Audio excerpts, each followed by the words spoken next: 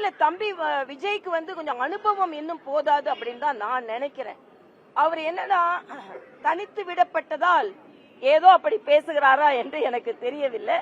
ஏன்னா அவரோட பேச்சு எப்பவுமே நான் கேட்கிறேன், உச்சபட்சத்தில் இருந்து வந்திருக்கிறார் என்று சொல்ல. அரசியல் நிறைய பேர் உச்சபட்சத்துல இருந்து வந்திருக்கோம். உதாரணத்திற்கு நான் மருத்துவரா இருந்து உச்சபட்ச பிராக்டிஸ் விட்டுட்டு தான் வந்தேன்.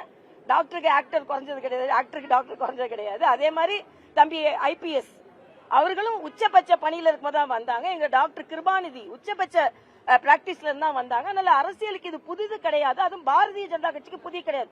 ஏதோ தியாகம் செய்யறேன் பேசிக்கொண்டு, ஆனால் இன்று 30 வருஷமா நடிச்சு முடிச்சுட்டு தானப்பா தம்பி வரீங்க.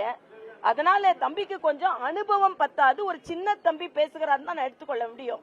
அவர் பேசுவதனால தேசிய ஜனநாயக கூட்டணி குறைந்து விட போவதில்லை.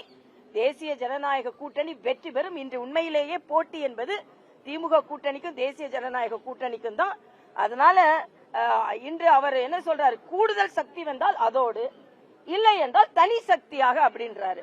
இப்ப கூடுதல் சக்தியா அவரோட வருவதற்கு கூட பல பேர் தயாராக இல்லை. ஏனென்றால் அனுபவம் இல்லை அரசியலில் என்பதை அவர் புரிந்து கொள்ள வேண்டும்.